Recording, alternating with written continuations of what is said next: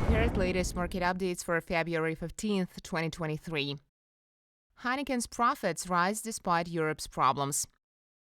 Heineken, the world's second-largest brewer, reiterated its forecast for profit growth this year despite weakness in Europe and also reported higher-than-expected profits in 2022 amid a recovery in beer consumption to pre-pandemic levels. The Dutch company, whose brands include Tiger and Sol, said operating profit would grow in 2023, but a slower mid to high single-digit percentage, reflecting continued cost savings, a difficult economic environment, and decline in consumer confidence in some markets. The brewer, whose eponymous brand is the best-selling beer in Europe, maintained its forecast for stable or slightly higher beer volumes as growth in emerging markets countered declines in Europe, the largest region by revenue. CEO Dolf van de Brink said beer sales in Europe were solid and were up in the fourth quarter compared with the previous year.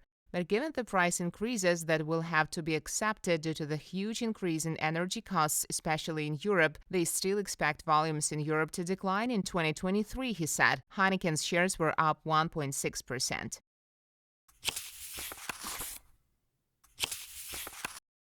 Gold prices fall as markets digest inflation data.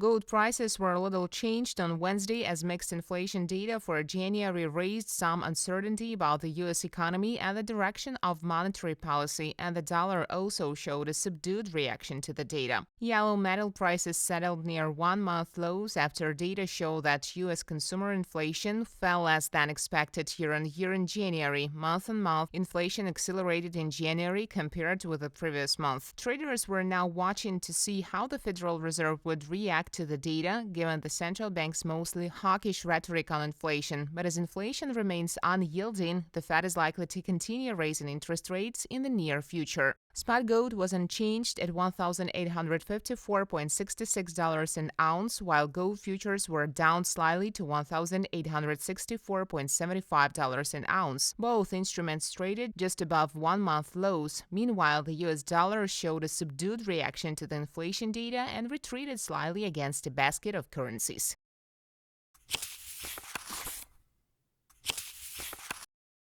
Siemens issues digital bond on public blockchain.